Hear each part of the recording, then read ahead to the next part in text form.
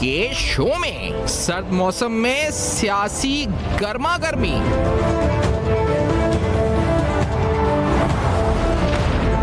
नून league की जानिब से मुस्लिम लीग काफ को सीट एडजस्टमेंट की पेशकश।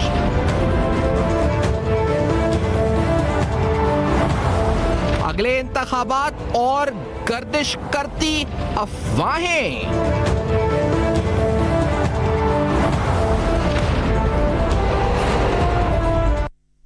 अस्सलाम वालेकुम। बस पर्दा हक़ाइक़ सनसनीखेज़ इंकशाफ़ात प्रोग्राम बेनकाब में हूँ आपके साथ सिफ़ान खान।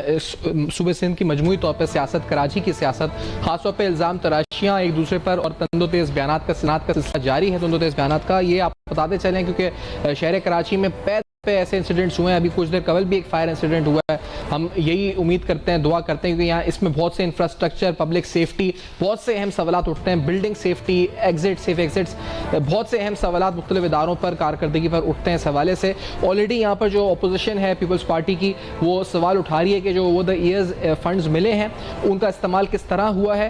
और पीपल्स पार्टी कह रही है कि इस्तेमाल शफाफ हुआ है और सिंध में उसकी डिलीवरी नजर आती है, लेकिन अपोजिशन इस पर संगीन सवालात भी उठाती रहती है। आपको बताते चलें कि ये सवालात जो एक दूसरे पर ये एतराज़ात हैं ये बढ़ते जा रहे हैं। रिसेंटली हमने आपको बताया था कि सिंध में सूबाई क़यादत जो नून लीग की है, वो बशीर मेमन साहब, उन्होंने इलेक्शन कमीशन को एक ख़त लिखा था जिसमें उन्होंने संगीन इल्ज़ाम पीपल्स पार्टी क़यादत पे लगाए थे और कहा था जी कि अफसरान की तैनातियाँ हो या दीगर मामलात हो वो सिंध में एक सिस्टम के तहत हो रही हैं। अब जवाब में पीपल्स पार्टी के कुछ अहम सीनियर रहनुमा सामने आए और इन रहनुमाओं ने नून लीग पर और ख़ास तौर पर बशीर मेमन साहब पर इल्ज़ाम लगाए हैं। कुछ दिन कबल सईद गनी साहब आए थे, फिर आज आजिज़ ढामरा साहब आए। आजिज़ ढामरा साहब तर्जुमान पीपल्स पार्टी, पहले उनको सुनाते हैं उन्होंने क्या साथियों के हवाले से। Let's hear this.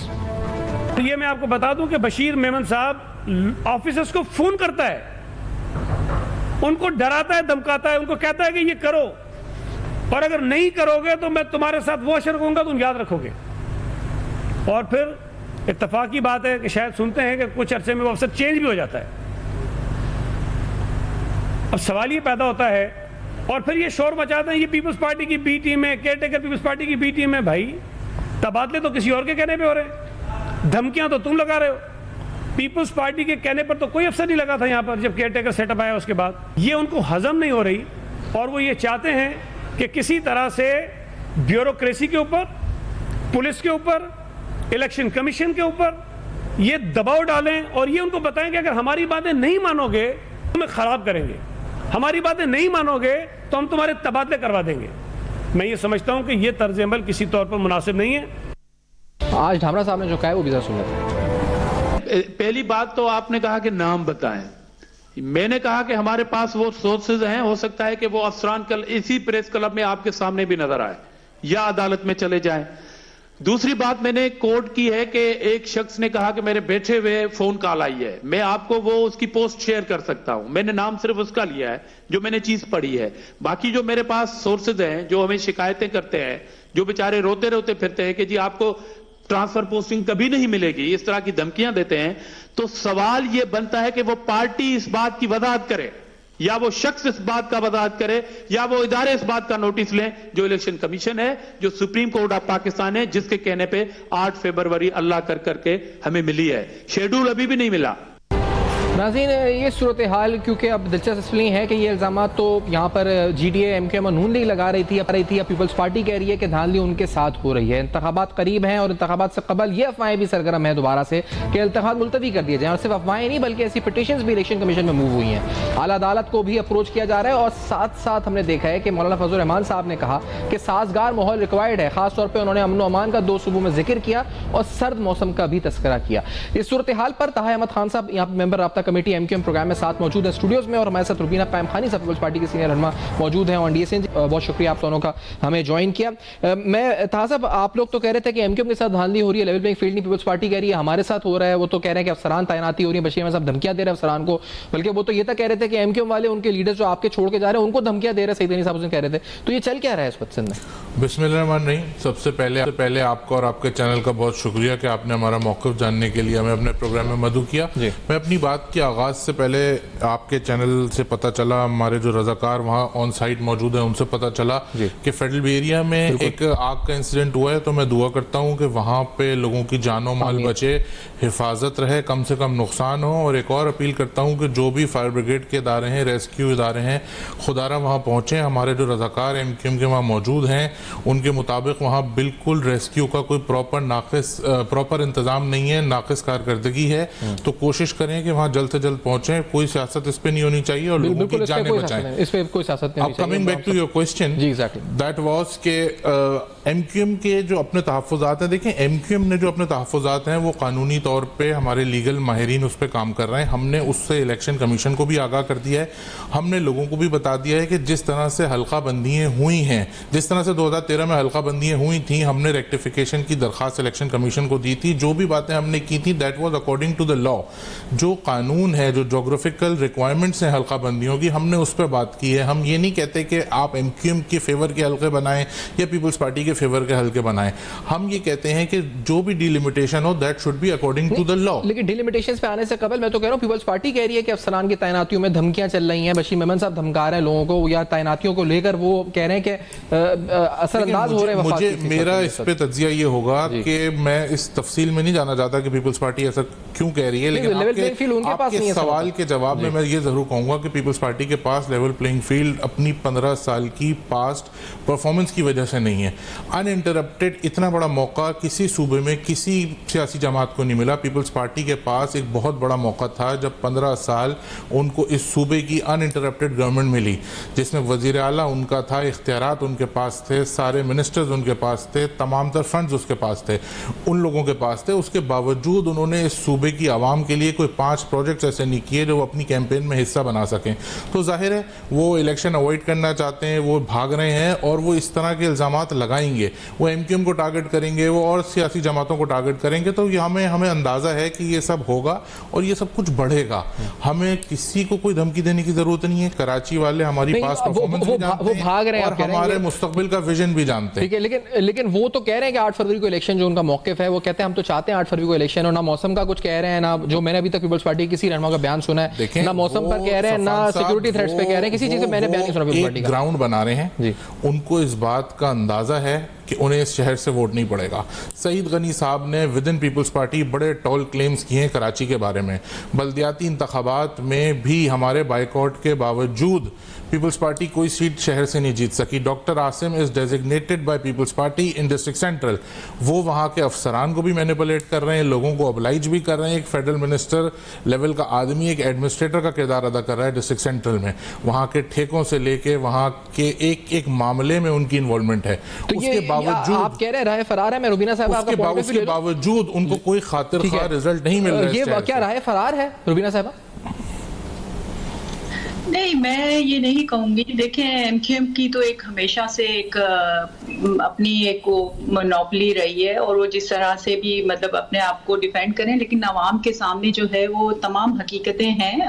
अगर ये कहते हैं कि 15 साल से हमारे पास हुकूमत है, तो आप वो हिस्सा भी उठा के देख लें जो हेल्थ का और बहुत सारी मिनिस्ट्रीज का जो 2008 से 2013 तक जो है वो MQM के पास जो है वो जो इम्पोर्टेंट मिनिस्ट्रीज कह सकते हैं आप उनके पास थी। लेकिन उस अरसे में आप देखें और फिर उसके बाद जब पाकिस्तान पीपल्स पार्टी के मिनिस्टर्स के पास और उनके पास ये मिनिस्ट्रीज आती हैं, और फिर आप उसमें ये देखें कि हेल्थ पे कितना काम हुआ, इंफ्रास्ट्रक्चर जो है वो कराची में कितना बेहतर हुआ पहले से, और फिर और बहुत सारी चीजें जो मैं ये कह रहे हैं कि 5 से तो मैं समझती हूँ बहुत ज्यादा। आप अगर 50-60 पे ले जाएं प्रोजेक्ट्स की बात, यूनिवर्सिटीज हैं 9 जो 13 के करीब 13 से 14 के करीब जो है NICVDs हैं जो हर जो है डिस्ट्रिक्ट में जो है वो लोगों के स्टेप उस पे है कि वो उनको सेहत की और दिल की जो अमराज की सहूलत जो है उनके डोर स्टेप पे है। तो बहुत सारी चीजें हैं। आप देख लें कि जब MQM का दौर था और स्पेशली जब वो कैबिनेट का हिस्सा थी, तो आप ये देखें कि सिंध में रात को जो है वो कोई सफर नहीं कर सकता था। लॉ एंड ऑर्डर की सिचुएशन आप देख सकते हैं, जो खासतौर पर हैदराबाद, कराची और मीरपुर खास जैसे शहरों में जो है वो स्ट्रीट क्राइम्स कितने थे। तो ये सारी चीजें मैं समझती हूँ कि इन हकीकतों से अवाम बहुत लेकिन रुबीना साहब, आप दुरुस्त कह रही होंगी, ये सारे सहूलियात आपने दी हैं, लेकिन मैं ये नहीं मैं इस बहस से पढ़ते कि क्या है और क्या नहीं, क्योंकि जो वर्ल्ड बैंक का इकोनॉमिक इंटेलिजेंस यूनिट है उसके मुताबिक शहर कराची लीस्ट लिवेबल सिटीज में आता है। 173 में से 169 रैंकिंग है। उसमें 5 फैक्टर्स की बुनियाद पर रैंकिंग है। हेल्थ केयर, स्टेबिलिटी, उसमें एनवायरनमेंट है, उसमें आपकी इंफ्रास्ट्रक्चर शामिल है, उसमें हेल्थ भी शामिल है। आपने काम किया होगा, मैं नहीं झुटला रहा काम नहीं किया, लेकिन ये वर्ल्ड बैंक की रिपोर्ट है, ये भी मैं आपके सामने रख रहा हूं। लेकिन सवाल अब यही है कि यहां से आगे का आप दोनों का लाहेमल क्या है? क्या इंतखाबात रुबीना साहब पहले ही मुतनाज़ा हो जाएंगे? क्योंकि ये लोग तो शदीद तहफ़्फ़ुज़ात का इज़हार कर रहे हैं, साथ साथ आप लोग भी कर रहे हैं तहफ़्फ़ुज़ात का इज़हार, और कह रहे हैं कि अफसरान की तैनाती में बशीर मेमन साहब किरदार अदा कर रही है, नून लीग इस वक्त असरअंदाज हो रही है। ये वजह क्या है इसकी रुबीना साहब? बिल्कुल, हम तो शुरू से कह रहे हैं कि लेवल प्लेइंग फील्ड जो है वो पाकिस्तान पीपल्स पार्टी को नहीं दी जा रही, और नून लीग जो खासतौर पर मैं ये कहूंगी कि नवाज शरीफ साहब को जिस तरह से इस मुल्क में लेकर आया गया है, और एक कॉन्विक्ट इंसान को जो है वो उसको बेल दी गई, बाहर बैठे ही जो है उसके केसेस जो है वो खत्म करने की बात की गई। तो ये सारी चीजें तो हमें नजर आ रही है कि कहाँ पे पलड़ा भारी है। और उसके बाद जो बशीर मेमन साहब का जो सिंध में मैं समझती हूँ इस वक्त जो केयर टेकर सेटअप में जो रोल नजर आ रहा है वो बड़ा ही जो है रेडिकुलस है और बहुत ही अफसोसनाक है, जो कि एक मैं समझती हूँ कि नहीं होना चाहिए। जो एक अगर फ्री एंड फेयर इलेक्शन की तरफ हमें जाना है तो किसी की इंटरवेंशन जो है वो नहीं होनी चाहिए, और उसको जहां जितनी मुदाखलत होगी वो इलेक्शन पे जो है वो उसका असरअंदाज होगा। तो ये सारी चीजें हैं। देखिए, इलेक्शन अगर शहीद मोहतरमा बेनजीर भुट्टो की शहादत के वक्त हो सकते हैं, उस वक्त मुल्क जिस हालात में था, जिस जो अवाम के जज्बात थे, और जो एक जो है वो अनारकी का वो पूरा उसमें आसिफ अली जरदारी साहब ने पाकिस्तान खपे का नारा लगा के जो है वो फिर भी जो है फिर हमने वो जो है रास्ता हमवार किया इलेक्शन का। तो जब उस वक्त हो सकते हैं तो मैं समझती हूँ अभी तो लॉ एंड ऑर्डर की सिचुएशन बहुत बेहतर है। रही बात मौसम की, मौलाना साहब जो वो अक्सर वो आ रही होती है स्टेटमेंट, तो मौसम क्या यूरोप में इलेक्शन नहीं हुए? वहां पर तो बर्फबारी भी होती है। दूसरे जो ठंडे ममालिक है वहां पे क्या इलेक्शन इनकाद नहीं होते? तो ये आप कह रहे हैं राय फरार इख्तियार आप लोग नहीं कर रहे हैं, जमात आपकी पीपल्स पार्टी, आप ये कह रही हैं? आईनी तो 90 डेज में होने चाहिए थे, लेकिन अब नहीं हो रहे। जो 8 फरवरी को डेट मिली है उस पे जो है अब इलेक्शन हो जाना चाहिए, क्योंकि अगर आपने एक जमहूरी सिस्टम चलाना है तो फिर जो है अच्छा, ये तो हलकों पर भी एतराज है एमक्यूएम को, मैं उनकी तरफ भी आना चाहूंगा, क्योंकि एक तरफ जब कह रहे हैं कि बशीर मेमन पे इनको एतराज है, हम नून लीग का मौकिफ लेंगे आगे जाके, लेकिन आप बताएं कि आपके जो एतराज़ात हल्का बंदियों पर है वो एतराज़ात क्या है, खासतौर पर जिन इलाकों को आपने हाईलाइट किया, कौन से इलाके हैं? क्या है? औरंगी की एक यूसी को बल्दिया में शामिल कर दिया गया है, शाह फैसल की एक यूसी को मलीर में शामिल कर दिया गया है। इस तरह के मुताद्दिद केसेस हैं जिसमें बाउंड्रीज का भी ख्याल नहीं किया गया, जो हमने नहीं, जो डिलिमिटेशन एक्ट का सेक्शन 9 जो ज्योग्राफिकल लिमिटेशंस और बाउंड्रीज डिफाइन करता है उसका भी ख्याल नहीं किया गया। पार्टी ने कैसे किया इसमें शामिल है? डायरेक्टली इनडायरेक्टली मैं बताता हूं आपको, उसके ख्याल किए बगैर, उसको वायलेट करके हम इसको कोई पॉलिटिकल नेगोशिएशन नहीं कर रहे। We'll go to the courts, we have gone to Election Commission of Pakistan. हमारे पास कानूनी सबूत और शवाहिद मौजूद हैं किस तरह से सेक्शन 9 की वायलेशन हुई है। पीपल्स पार्टी की इन्वॉल्वमेंट में आपको इस बताता हूं कि ये हल्का बंदियां 2013 में की गई थी, जिस वक्त एमक्यूएम के साथ जो सिचुएशन थी इस शहर में वो आप तमाम लोगों के सामने थी। एमक्यूएम को उस वक्त लेवल प्लेइंग फील्ड नहीं मिल रही थी, एमक्यूएम को उस वक्त पॉलिटिकल स्पेस नहीं दिया जा रहा था, एमक्यूएम को सप्रेस किया जा रहा था। तो पीपल्स पार्टी के सिंध हुकूमत के मातहत डीसीज और उनके मातहत जो अफसरान और हुकाम थे, उन्होंने पीपल्स पार्टी के हाथ से बनाए हुए हलकों पे स्टैंप और मोहर लगा के हलके बना दिए। हमने ये वाली चीज़ इलेक्शन कमीशन ऑफ पाकिस्तान को मेंशन की, बताया, उसके बाद हमें खातिर खा रिजल्ट नहीं मिला। हम दोबारा हमारी मुलाकातें हुई हैं इलेक्शन कमीशन ऑफ पाकिस्तान से, will go to the courts. हम उम्मीद रखते हैं कि इस मुल्क की अदालतें और इलेक्शन कमीशन मैंने सुना एहतजाज का भी कोई आप लोग? हम बिल्कुल, हम हर इस मुल्क के कानून और आइन में रहते हुए जितने हद तक जाके हम एहतजाज कर सकते हैं, हम एहतजाज करेंगे। कमिंग बैक टू जो बात है मेरी का थोड़ा बता दें, इलेक्शन से बायकॉट, क्या इलेक्शन में बायकॉट भी कर सकते हैं? इलेक्शन में बायकॉट हम बिल्कुल भी नहीं कर सकते, नहीं वो ऑप्शन नहीं है, उस हद तक नहीं आ सकते। उसकी वजह यह है कि कराची की आवाम का बड़ा प्रेशर है हमारे ऊपर। इन्हीं हल्का बंदियों पे आप इलेक्शन लड़ लेंगे, आप ये कह रहे हैं? लोग चाहते हैं कि MQM आए और अपना जो हकीकी मैंडेट है उस के ऊपर MQM आए। जिस तरह का एक मैंडेट 2018 में मुसल्लत कर दिया गया था, लोगों ने देखा कि उन्होंने परफॉर्म नहीं किया। थी था साहब, उसके अंदर बल्दिया टाउन, मलीर, कोरंगी, इसके अलावा और दीगर हल्के कराची शहर के शामिल थे। बहुत बड़ी एक लिस्ट है। और उसके साथ आप लोगों ने हैदराबाद में भी लतीफाबाद और एक दो इलाकों का जिक्र किया था। तो इसके बावजूद आप इलेक्शन लड़ेंगे? देखिए, ये सही भी नहीं हुई तो हमें उम्मीद है, बाद में तो नहीं, आप लोग कहेंगे कि उम्मीद है कि हम इलेक्शन से पहले हल्का बंदियां दुरुस्त हो जाएंगी। हम इस मुल्क की आज़ाद अदलिया पे और इलेक्शन कमीशन पे भरोसा रखते हैं, लेकिन सिचुएशन जैसी भी हो हम इलेक्शन में जाएंगे। और ये हल्का बंदियों का इल्जाम जो आप पर लग रहा है, रुबीना साहबा please your point of view. Rubina साहबा का एक जवाब देना चाहूंगा।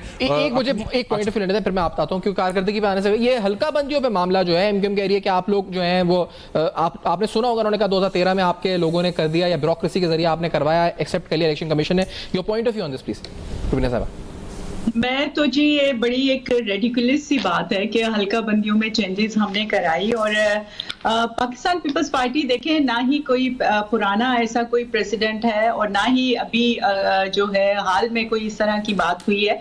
हम हमेशा जो है इदारों को फ्री एंड फेयर तरीके से काम करने की के ख्वाहिशमंद भी होते हैं और कोशिश करते हैं कि इंटरफेयर नहीं करें।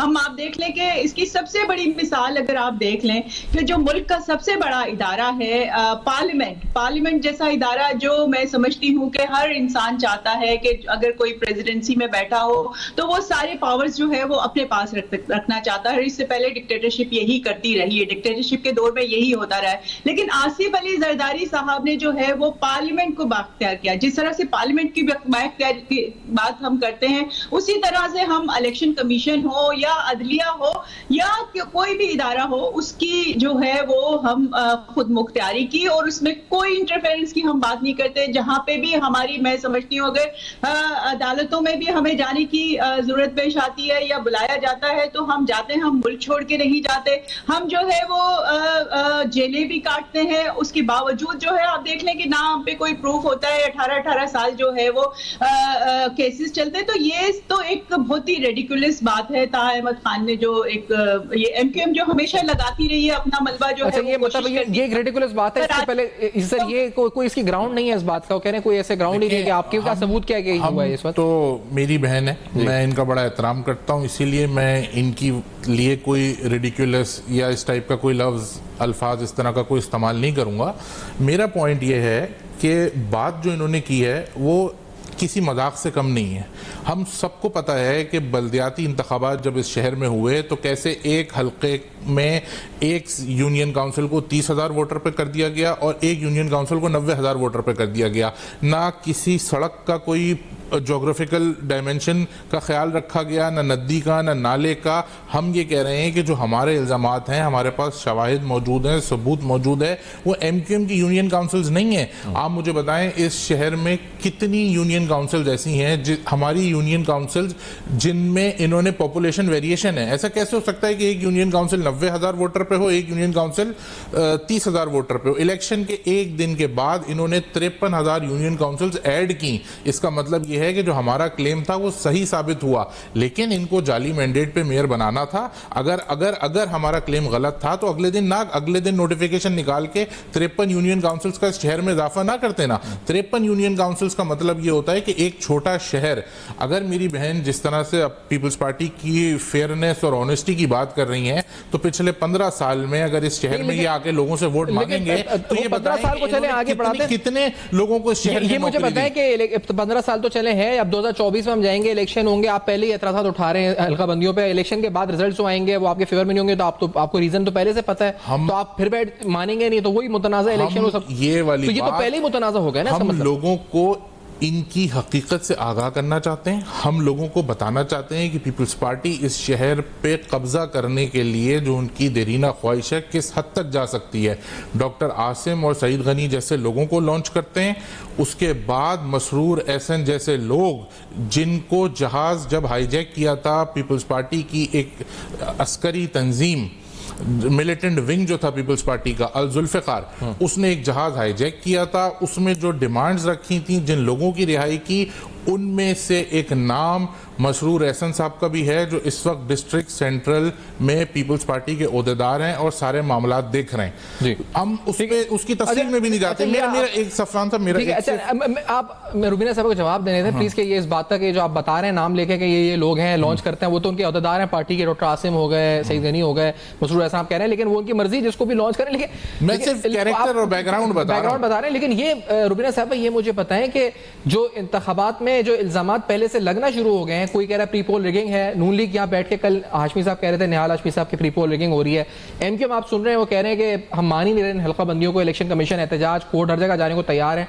तो कैसे इंतखाबात और फिर कितने मुतनाज़ा इंतखाबात होंगे ये? देखिए, मैं ये कहूंगी कि जिन जमातों को हारने का खदशा होता है और उनको अपनी हार नजर आ रही होती है, वो इस तरह के इल्जामात लगाते हैं। और आप ये देखें कि मैं तो ये जितने बड़े बड़े अल-जुल्फ़कार और वो पता नहीं क्या क्या चीजें गिनवा रहे हैं, बता रहे हैं, मैं तो खुद जो है आई विटनेस हूँ। जब कराची में इलेक्शन हुआ था 2008 में, और जिस तरह से एमकेएम के जो लड़के थे और वो जो वेपन्स के साथ और वो सारा उन्होंने धावा बोला था पोलिंग स्टेशंस पे, मैं as a chief polling agent जो है वो तमाम पोलिंग एजेंट उसका मैं विजिट कर रही थी, और जिस तरह से एमक्यूएम इस शहर में इलेक्शन जीतती आई है जो है वो गन पॉइंट पे, तो मैं ये कहूंगी कि मुझे मैं ये बातें मैं टीवी पे ऑन एयर कर रही हूँ बिकॉज कि मैं खुद आई विटनेस हूँ, मेरे साथ ये खुद हो चुका है।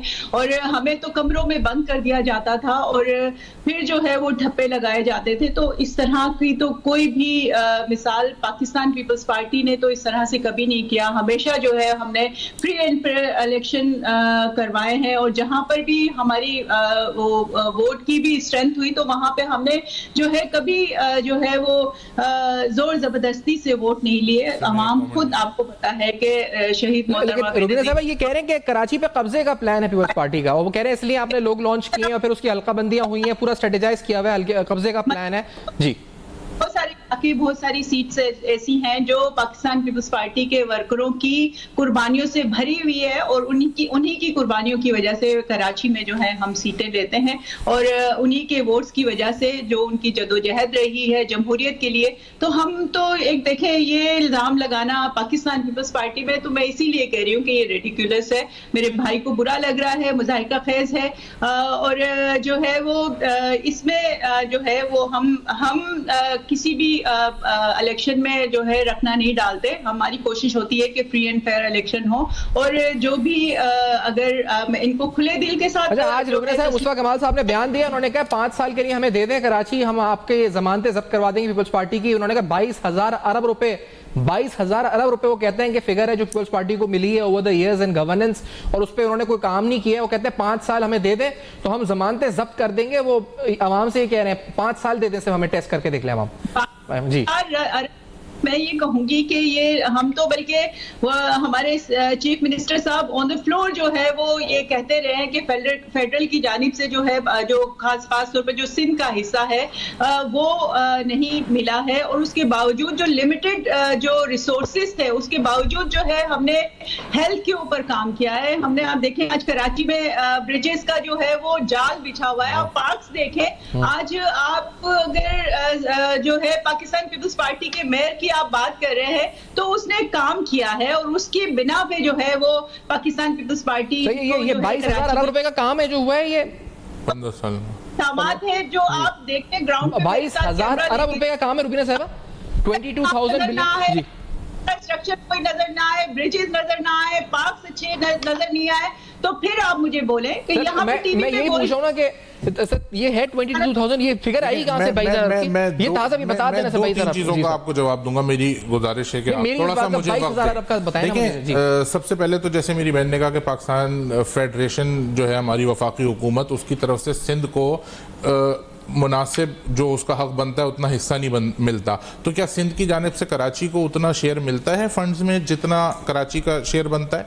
दूसरी बात यह कि मैं अपनी बहन को बता दूं कि जिस 2008 के इलेक्शन की इन्होंने बात की, जो इनके मुताबिक एमक्यूएम ने गन पॉइंट पे जीता था और ये पोलिंग एजेंट थी और ये इनको ज़दकोप करके वहाँ से एमक्यूएम ने सीट निकाली थी, तो उसी इलेक्शन के बाद इनके चेयरमैन आसिफ अली जरदारी साहब हमारे शोधा के कब्रिस्तान जाते हैं, वहाँ फातिहा पढ़ते हैं, शोधा से माफ़ी मांगते हैं, उसके बाद आते हैं 90 जो उस वक्त का हमारा मरकज़ था और एमक्यूएम से हुकूमत में आने की दावत शमूलियत देते हैं। तो ये कैसा तजाद है, ये कैसा मुनाफिकत की बात है कि एक तरफ एक पार्टी इतनी बुरी है कि जो ज़दकोप करके उनके पोलिंग एजेंट्स के साथ मारपीट करके इलेक्शन जीत रही है, तो आपको तो कहना चाहिए कि भाई नहीं बनाएंगे ना हुकूमत, ऐसे दहशतगर्द तंजीम के साथ नहीं बैठेंगे, नहीं बनाएंगे हुकूमत और हम ओपोजिशन करेंगे, नहीं आएंगे हुकूमत में, एमक्यूएम जैसी पार्टी के साथ नहीं बैठना चाहिए।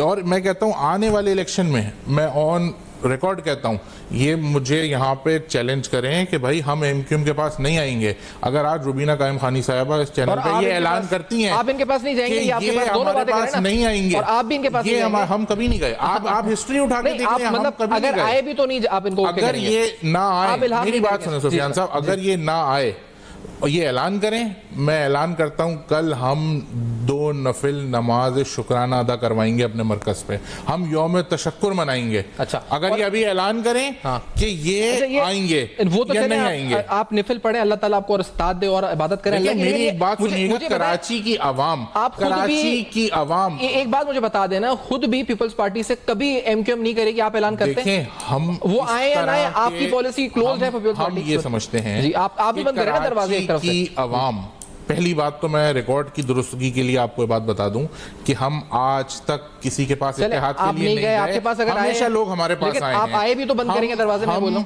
इस बात को यकीन रखते हैं इस बात पे कि पीपल्स पार्टी की जो पिछले 15 साल की परफॉर्मेंस है, इन्होंने बाकायदा कराची दुश्मनी की है। लेट मी कंप्लीट सर, आप मुझे बताएं कि ये जो आपने मेरी बात का जवाब दे दिया कि वर्ल्ड बैंक की जो रिपोर्ट कह रही है, उसके बावजूद मेरी बहन कह रही है कि आप 22,000 अरब रुपए सही तरह से खर्च हुए हैं। आप पीपल्स पार्टी के लिए बंद है दरवाजे। देखें, अगर पीपल्स पार्टी ने अपना तर्ज सियासत तब्दील नहीं किया और पीपल्स पार्टी ने इसी तरह से सियासत जो बराए कब्जा सियासत बराए जेरीमेंडरिंग करती रही, तो एमक्यूएम क्या पाकिस्तान की कोई भी सियासी जमात इनके साथ डील नहीं करेगी।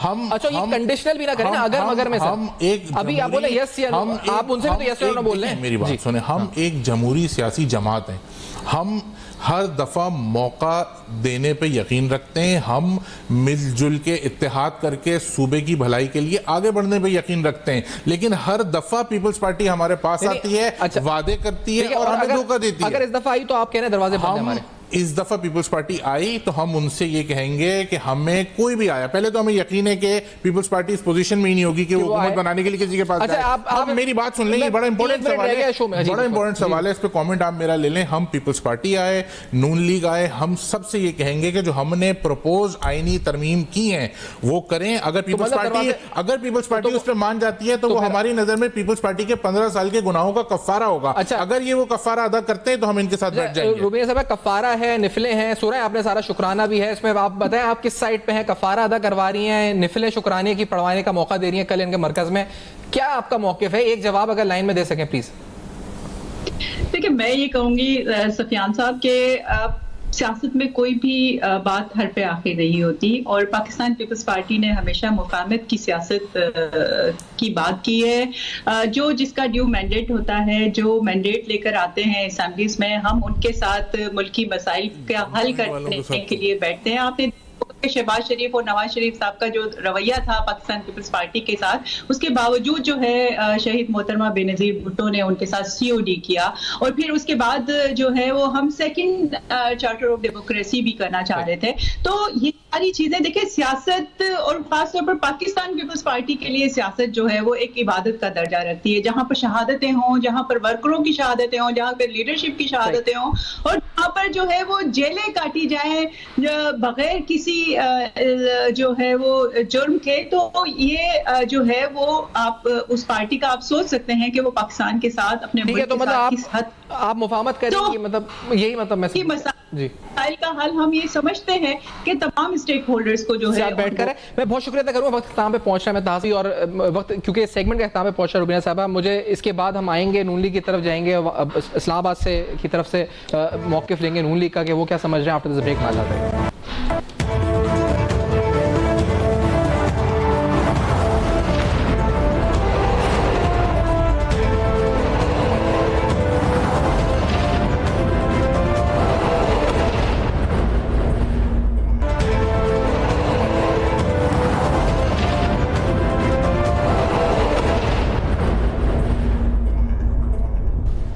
Welcome back. आप देख रहे हैं बेनकाब और बेनकाब में इंतखाबी माहौल, सियासी सरगर्मियाँ, सिंध में जो सियासत हो रही है, इल्ज़ाम तराशी की इस वक्त पीपल्स पार्टी की तरफ से। आज ढामरा साहब आज बोले, बशीर मेमन साहब पे इल्ज़ाम लगाए, सईद गनी साहब ने इससे पहले इल्ज़ाम लगाए। बशीर मेमन साहब इलेक्शन कमीशन को खत लिख चुके हैं, कह चुके हैं कि पीपल्स पार्टी का सिस्टम यहाँ पर अभी भी चल रहा है। सीनियर क़यादत नून लीग की सेनेटर अफनानुल्लाह साहब प्रोग्राम में साथ मौजूद हैं। अफनान साहब बहुत शुक्रिया, आपने वक्त दिया, प्रोग्राम में ज्वाइन किया। सर फरमाएं कि ये जो इल्ज़ाम तराशी पीपल्स पार्टी कर रही है बशीर मेमन साहब पर, सूबाई क़यादत पर, ये कि ये लोग अफसरान की तैनातियाँ कर रहे हैं, धमका रहे हैं, नून लीग क्या मौक़िफ़ रखती है इस पर अफनान साहब? जी बिस्मिल्लाह रहमान रहीम। देखिए ये बड़ी बदकिस्मती है हमारी कि हम जो है वो बजाय इसके इलेक्शन से पहले हम ये बात करें कि हमने क्या डिलीवर किया या हमारा क्या एजेंडा है अगले में हुकूमत मिलती है। ये एक फजूल किस्म की जो है वो एक उसके अंदर हम पढ़ गए हैं, जिसके अंदर नॉन इशूज़ को जो है वो हाईलाइट किया जा रहा है और उन नॉन इशूज़ के ज़रिए जो है वो मतलब कि एयर वेव्स के ऊपर जो है वो उनको लाया जा रहा है। अब बात यह है कि पीपल्स पार्टी को फोकस तो इस बात पे करना चाहिए था कि वो कहते हैं कि जी देखिए हमने 15 साल की इतनी ज़बरदस्त परफॉर्मेंस है और हमने ये काम कर लिए हैं और हम आगे ये करना चाह रहे हैं। अब वो उसके अंदर नॉन इश्यूज़ को जो है वो हाईलाइट कर रहे हैं, जिसके अंदर कभी कोई 18वीं तरमीम का मसला हो जाता है, कभी जो है वो कोई उम्र किसी की ऊपर नीचे हो जाती है, कभी कोई मतलब कोई मैं ये समझता हूँ कि हमें इन चीज़ों से बाहर निकलना चाहिए और हमें अवामी मसाइल के ऊपर फोकस करना चाहिए जिनके लिए हम ऐवानों में गए हैं और उसके यहाँ जाना चाहते हैं और उसके हिसाब से आगे मामलात को लेके चलना चाहिए। अच्छा, ये आपने बिल्कुल दुरुस्त कहा कि आगे बढ़ना चाहिए, लेकिन हल्का बंदियां भी तो एक इशू है जिस पर आपकी क़यादत जीडीए और एमक्यूएम ने प्रेस कॉन्फ्रेंस की थी और तहफ़्फ़ुज़ात का इज़हार किया था। इस मामले को लेकर भी कुछ जमातें अदालतें जाने का कह रही हैं, अदालत को दरवाज़ा खटखटाने का कह रही हैं। क्या आपके नज़दीक ये एक नॉन इशू है या it is a very serious issue Afnan साहब? देखिए अदालतों में तो जाने का राइट तो ज़ाहिर है, जिन किसी न कोई अगर ये समझता है कि उसके साथ किसी किस्म की ज्यादती हुई है या माजी में हुई है या भी हो रही है तो वो अदालतों में जा सकता है। लेकिन मेरा ज़ाती तौर पर ख्याल ये है कि ये मामला जो है वो ज़ाहिर इलेक्शन कमीशन का है और एक टाइम बाउंड मामला है, तो मैं उम्मीद करता हूँ कि अदालतें भी इसके ऊपर जल्द अज जल्द जो है अगर कोई मामला है तो फैसला देंगी, वरना ज़्यादातर हल्कों के अंदर जो है वो इशूज़ नहीं है, चंद एक में है। और अगर वो भी इलेक्शन कमीशन डिसाइड कर लेती है तो उसके बाद जो है अगर कोई अदालत कोई चेंज करना चाहती है तो वो कर सकती है। लेकिन we are up against a timeline जो 8 फरवरी वाली है, ठीक है, उसके हिसाब से मामले को लेके चला जाएगा। अच्छा, लेकिन ये साथ साथ जो मुल्क के 2 सूबों के अंदर जो मौलाना फजल रहमान साहब ने बात की थी कि जो अमन अमान की सूरत हाल है, मौसम की सूरत हाल है, कुछ इलेक्शन कमीशन में भी कुछ लोग गए किला सैफुल्ला से और दीगर इलाकों से जो कह रहे हैं कि इंतखाबात जो है वो आगे बढ़ जाने चाहिए। इस पर मैं मौलाना साहब का बयान भी सुना देता हूँ, अपना साहब का पॉइंट ऑफ व्यू लेता हूँ। मौलाना फजल रहमान साहब ने कहा क्या था, लेट्स सी। हमें माहौल दिया जाए और माहौल क्या है कि 2 सूबे इस वक्त बदअमनी के लपेट में। परसों भी नौशहरा में हमारे जमीयत उलमा इस्लाम के 3 एक बुजुर्ग, एक उसका बेटा, एक उसका दामाद, तीनों कत्ल कर दिए गए। इस सूरत हाल में क्या इंतखाबी मुहिम चलाई जा सकेगी, एक सवाल है। इसका ये माना नहीं है कि हम इलेक्शन मुलतवी करना चाहते हैं, लेकिन इलेक्शन का माहौल तो दिया जाए ना हमें, पुरअमन माहौल। ठंड उसके अलावा होगी इस दफ़ा जो सूरत हाल बनेगी। अफरान साहब, क्या आपकी जमात का मौक़िफ़ इस बारे में क्या है? ठीक है, हमारा ज़ाहिर है हम मौलाना फजल रहमान साहब की बड़ी इज्जत करते हैं और बड़े एक मंजे में सियासतदान है और जो उनका सवाल है वो एक बड़ा रेलेवेंट सवाल है कि ज़ाहिर है अगर सिक्योरिटी का इशू है और तो कैसे कैंपेन होगी। तो ये ज़ाहिर है ये एड्रेस इसको एड्रेस तो सिक्योरिटी के इदारे ही कर सकते हैं। हमारा ये ख्याल है कि मुल्क के लिए बहुत ज़रूरी है कि इलेक्शन जो है के ऊपर हो और जो है उसमें तमाम बड़ी पॉलिटिकल पार्टीज जो है वो पार्टिसिपेट करें। इससे पहले भी पाकिस्तान के अंदर बड़े मसाइल रहे हैं मगर इलेक्शन होते रहे हैं। अगर 2008 में देखें तब भी काफ़ी टेररिज्म के हालात बहुत ख़राब थे। 2013 में तो बिल्कुल पीक कर रहा था, इसके बावजूद इलेक्शन हुए। इसके अलावा जो है वो और मुल्कों में इस तरह भी हुआ है कि जंगें चल रही थी तब भी इलेक्शन हुए। इस तरह भी हुआ है कि पूरी पार्लियामेंट जो है वो मिसाइल हमले में उड़ गई है, उसके बावजूद दोबारा से इलेक्शन हुए।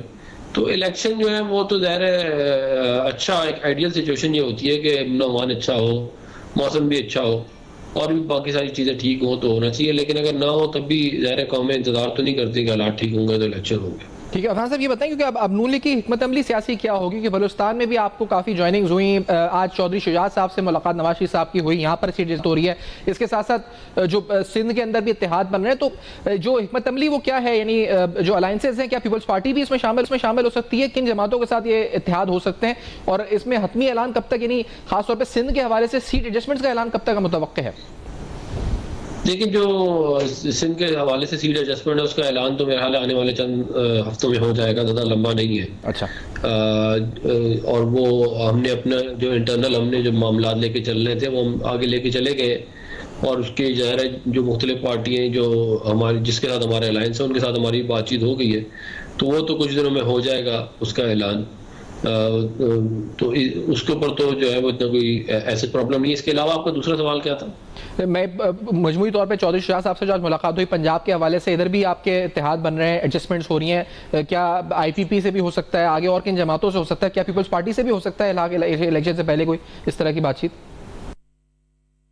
लेकिन इसके अंदर बड़ा सिंपल सा एक असूल ये है कि इलेक्शन सब अपना अपना ही लड़ते हैं, हम भी अपना ही लड़ेंगे और उसके बाद जो जिसको लोग वोट देंगे, जो वोट लेके ऐवानों में आ जाएगा फिर वो उनसे मामला करेंगे हम, तो वो जो जीतेगा उसके हिसाब से हिस्सा बाकदर हिस्सा ही होगा, तो वो जो है जिसका जितना हिस्सा होगा उसके हिसाब से उससे डील कर लेंगे।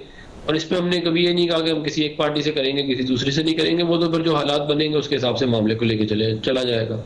ठीक है, तो ये इंतखाबी माहौल में ये जो इस वक्त अफरान साहब ये जो बात है, एक तो ये था कि इलेक्शन मुलतवी, वड़ाई साहब ने कॉलम लिखा था रिसेंटली, उन्होंने कहा था कि अफवाहें हैं, तो एक वजह मईशत उन्होंने कहा था, अभी ये जो मौसम और आपने जिस तरह दुरुस्त कहा कि सिक्योरिटी सिचुएशन इससे भी वर्स हुई है लेकिन इलेक्शंस हुए, लेकिन एक वजह ये भी कहा जा रहा है जी एक जो फॉल्स प्रोपेगेंडा या नैरेटिव है कि PTI इज वेरी पॉपुलर, तो what is your opinion on this, के वाकई में क्या PTI इज वेरी पॉपुलर और अगर पॉपुलर है तो इट इज फेयर कि ये इस वजह से इलेक्शंस ना हो, या ये एक फॉल्स प्रोपेगेंडा है? अफरान साहब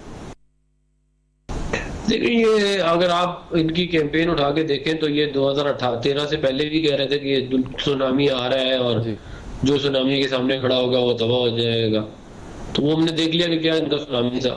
और 2018 में भी जो जिस तरह ये इलेक्शन जीते, जिस तरह बाकी पार्टियों के हाथ पांव बांध के इनको जितवाया गया और फिर RTS बिठाया गया, तो ये इनका एक वो है, ये इनकी बातों को ज्यादा आप संजीदा ना लिया करें, ये हर इलेक्शन जीत रहे होते हैं, ये कभी आज तक हुआ है। ये जब इलेक्शन हार जाते हैं तो कहते हैं हमारी जो है वो मॉरल विक्ट्री है।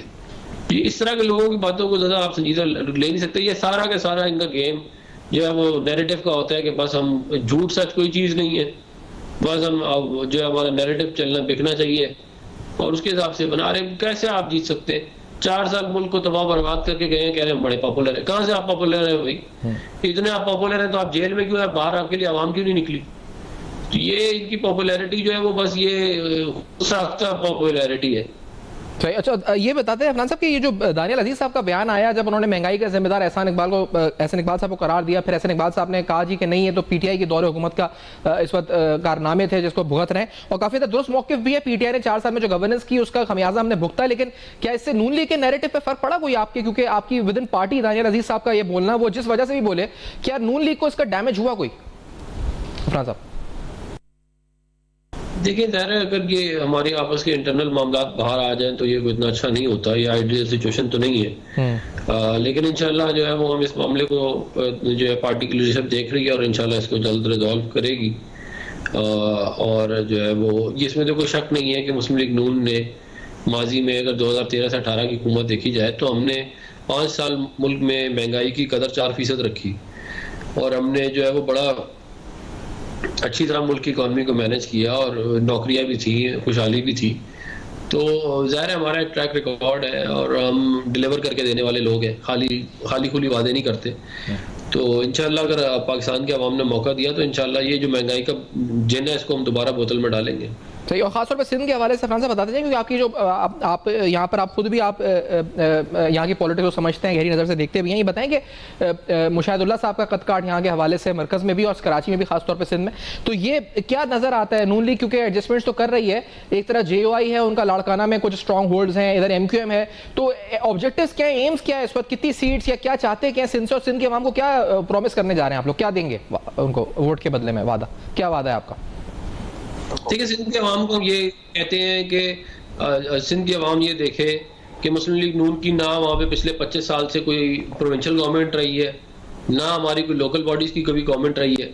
उसके बावजूद कराची के सारे बड़े प्रोजेक्ट, जिसके अंदर आपका जिना टर्मिनल हो गया, लियारी एक्सप्रेसवे हो गया, ग्रीन लाइन हो गया, K4 हो गया, कराची का अमन 2013 के बाद हमने बिजली का कहा था, पोर्ट कासिम का जो है वो कोल फायर्ड पावर प्लांट लगाया, थर का जो माइनिंग की, थर के अंदर जो है वो पावर प्लांट लगाया, फिर न्यूक्लियर पावर प्लांट लगाया 2 कैनप में कराची के अंदर, तो और इसके अलावा कराची हैदराबाद मोटरवे बनाई, सक्कर मुल्तान मोटरवे बनाई। तो हम जो है वो तो ये समझते हैं कि सिंध के अवाम डिजर्व करते हैं कि कोई ऐसे लोग वहाँ पे आए जो डिलीवर करके दे, खाली वादे ना करे। तो और अगर वो ये बेहतर सिंध के अवाम ये समझते हुए कि हम एक अच्छी चॉइस है, या जो जिन पार्टियों के साथ मिलकर हम एक कोएलिशन बना रहे हैं वो एक अच्छी चॉइस है, तो मुझे यकीन है कि वो वोट देंगे हमें, क्योंकि जो तब्दीली है वो इस तरह तो आएगी नहीं, वरना जो हालात इस वक्त कराची के हैं, हैदराबाद के हैं, सक्कर के हैं, लाड़काना के, वो तो अगर वो पिछले 15 साल वाले ही आगे चलेंगे तो फिर वही रहेंगे जो पहले पिछले 15 साल हुआ वही आगे। तो लेकिन फरहान साहब, पीपल्स पार्टी जितने भी इत्तेहाद बने, आपने भी इंतखाबी तारीख देखी, हमने देखा कि वो दौर भी अरबाब रहीम साहब का भी आया, लेकिन उसके अलावा पिछले 10-15 साल से बड़े स्ट्रॉन्ग होल्ड हैं, इलेक्टेबल्स का साथ है, उसके साथ जो भी इत्तेहाद उनके खिलाफ बने कभी कामयाब नहीं हुए सिंध में। आप होपफुल हैं, और अगर हैं तो उसकी वजह क्या होगी फरहान साहब इस दफा? देखिए, हम तो इंतखाबी सियासत जो है उसके अंदर हम अपनी गेम जो है वो कर रहे हैं और करना चाहते हैं, और उसके अंदर हमारी ख्वाहिश है कि हम सिंध से जो है वो अच्छी खासी सीटें जीते, और उसके लिए हम अपनी प्लानिंग कर रहे हैं। वो अब ये तो वो पीपल्स पार्टी अपनी कर रही होगी, हम अपनी कर रहे हैं, वो तो देखेंगे कि मामला वहाँ पे क्या होता है, ये तो सिंध के लोगों ने डिसाइड करना है। ठीक है, अच्छा, लेकिन आपने अभी 18वीं तरमीम का जिक्र किया था फरहान साहब, तो ये मुझे बताएं कि आपका मौक़िफ़ इस पे क्या है? 18वीं आईनी तरमीम पीपल्स पार्टी इसके खिलाफ कह रही है कि नहीं होनी चाहिए, इसमें कुछ तरमीम, हज़ारों अरब रुपए हैं, सिर्फ एक साल में 1500 अरब रुपए हैं जो आए हैं, यहाँ कर जो प्रोविंशियल सर्विस रेवेन्यू है वो भी उनको कलेक्ट होता है, और उसका कोई अकाउंट फॉर नहीं है किस तरह कहाँ खर्च हुए हैं उन प्रोजेक्ट्स पे। यहाँ से MQM ने जो तरमीम दी है वो ये कहती है कि वो जो पैसा है डायरेक्ट लोकल गवर्नमेंट को ट्रांसफर होना चाहिए। ये बहस शायद इलेक्शन के बाद ही होनी चाहिए, लेकिन क्योंकि इस पे कंसेंट वो आपका भी मांग रहे हैं और शायद कंसेंट दिया भी गया है, तो आपका पर्सनल ओपिनियन इस पर क्या है ऑन दिस अमेंडमेंट? फरहान साहब, देखिए, बात ये है कि जो लोकल बॉडीज के मामलात हैं उसको 18वीं तरमीम के साथ नथी करना चाहे वो ज्यादती होगी। 18वीं तरमीम जो थी वो डेवोल्यूशन थी बहुत बड़ी, जिसके तहत बहुत सारी मिनिस्ट्रीज, हेल्थ, एजुकेशन, पुलिस और बहुत सारी जो मिनिस्ट्री थी वो डिवॉल्व हो गई थी प्रोविंशियल के लेवल के ऊपर। फिर NFC अवार्ड भी उसकी वजह से हुआ, जिसके अंदर हमने एक फार्मूला तय कर लिया कि डिस्ट्रीब्यूशन ऑफ फंड्स कैसे होगी। अब जो है ज़ाहिर है हर काम के अंदर इम्प्रूवमेंट लाई जा सकती है। हम 18वीं तरमीम को तो नहीं छेड़े, लेकिन हम बलदियाती मामलात को आपने भी देखा होगा और हमारा भी तजुर्बा ये कहता है कि जो पैसा वफाक से सूबे में गया, सूबे ने वो आगे लोकल बॉडीज को नहीं दिया। फिर जो लोकल बॉडीज का जो टेन्योर होता है वो आइन के तहत प्रोटेक्ट होना चाहिए। वो होता ही है कि प्रोविंशियल गवर्नमेंट आती है तो वो आके सबको फारिग कर देती है लोकल बॉडीज को, और फिर जो है वो बेचारे कोर्टों में ख्वार हो रहे होते हैं। फिर कोर्ट अगर ऑर्डर दे दे तो 6-6 महीने उसकी इम्प्लीमेंटेशन नहीं हो पाती। तो ये जो है ये ज़ाहिर है इन चीज़ों को जो है वो देखने की जरूरत है। ये तो कोई नहीं कहेगा कि लोकल बॉडीज नहीं होने चाहिए, ये भी कोई नहीं कहेगा कि उनके फाइनेंशियल जो है वो स्टेटस ठीक होना चाहिए, उनको फंड्स मिलने चाहिए। फिर जो है वो ACDC की जो बहुत सारी पावर्स हैं वो बजाय इसके कि वो लोकल बॉडीज के पास हो, वो आपने जो है इनको दी है ब्यूरोक्रेसी को, तो वो सब बहुत सारी पावर्स भी इनको देनी चाहिए, पैसा भी देना और उनको प्रोटेक्ट करना चाहिए। लोकल बॉडी सिलेक्शन बिल के ऊपर क्लाउड होना चाहिए। मैं ये समझता हूँ दुनिया में यही होता है। अच्छा, ये होना चाहिए, लेकिन अभी आपका जो ग्राउंड के ऊपर जो लोकल बॉडी जी अच्छा अफनान साहब, क्योंकि इससे आपने एक बात अभी की थी कि आपने डिलीवर किया सिंध के अंदर, मैं ये पूछना जरूर चाहूंगा आपसे कि अगर सिंध में नून लीग ने, और यकीनी तौर पर ये जो प्रोजेक्ट्स आपने गिनवाए ये हुए नवाज शरीफ साहब के दौर में, अमन अमान की बहाली भी कराची में हुई, ऑपरेशन भी हुआ, इसके बावजूद वजह क्या रही? आपने पार्टी ने एनालाइज किया, इंट्रोस्पेक्ट किया, वजह क्या रही? क्या कैंडिडेट्स सही नहीं मिले पार्टी को, या लोगों तक उस तरह कैंपेन नहीं कर सके, जिसकी वजह से इतना खातिर खा रिस्पॉन्स, जिस तरह आप कह रहे हैं ना कि आपने डिलीवर किया है और हम कहते भी हैं कि हाँ हुए ये सारे प्रोजेक्ट्स आपके दौर में, तो वो क्यों नहीं रिफ्लेक्ट हो रहा है on the vote count, on the voters vote bank आपके यहाँ पर क्यों नहीं हुआ? क्या वजह रही इसकी? देखिए इसकी बहुत सारी वजूहत हैं। कुछ ये जो प्रोजेक्ट इमरान खान की जो मोहब्बत थी उसने हमारी बड़ी ऐसी की जो है, उससे पहले और मामलात कुछ इस तरह के रहे जिसकी वजह से जो है वो हमें उस तरह मौका मिल नहीं सका। लेकिन मैं बड़ी उम्मीद करता हूँ कि कराची के लोग और सिंध के लोग जो हैं वो इस बात को समझते हैं कि अगर कोई डिलीवर करके दे सकता है पाकिस्तान में तो वो हामी है, वरना खाली वादे अगर किसी से करवाने हैं तो वो फिर पीटीआई और दीगर जमातें बड़ी अच्छी हैं, झूठे वादे करने में तो ज़ाहिर है उनका कोई मुकाबला नहीं किया जा सकता। तो अगर आप देखें ना, मुझे आप बताएं, कराची पाकिस्तान का सबसे बड़ा शहर है, पाकिस्तान का इकोनॉमिक हब है, मैं तो खुद कराची से इलेक्शन भी लड़ चुका हूं। आप लड़ चुके हैं? मतलब वहाँ पे डिफेंस गढ़ उबल रहे हैं, सड़कें टूटी हुई हैं, कोई निजाम नाम की चीज नहीं है, लोग बेचारे जलील हो रहे हैं और महंगी जगहों पे, मतलब कि कोई हाल नहीं है शहर। मतलब आप यकीन करें, कराची आज से 30 साल पहले जिधर अभी जिधर है जिम्मेदार है ना इस कारनामे का, तो शहर का बेड़ा गर्क किया है एग्जैक्टली, और ये मोरलेस पूरे सिंध का है। ठीक है, ये सारे अहम सवाल आता है। फ्रांस साहब बहुत शुक्रिया, आपने वक्त दिया प्रोग्राम में। जर्नलिस्ट साहब ने नून लीग का मौक़िफ़ दिया, जो इल्ज़ामात पीपल्स पार्टी लगा रही है, इसके ऊपर वाइंड अप करेंगे इन द नेक्स्ट सेगमेंट। नाज़रीन हमारे साथ रहेगा।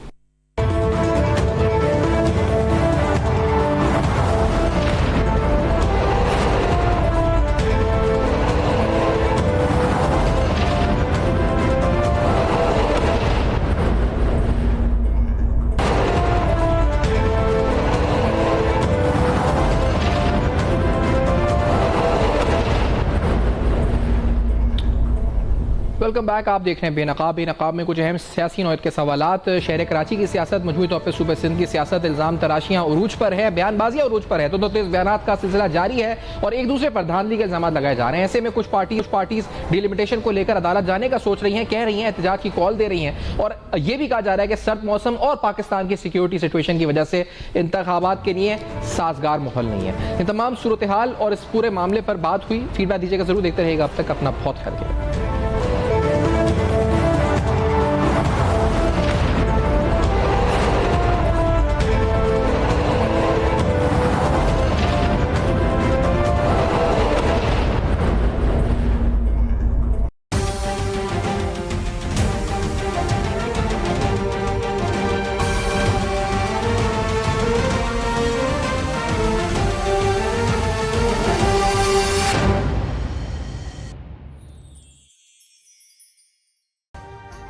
अभी सब्सक्राइब करें ताकि कोई खबर रह न जाए।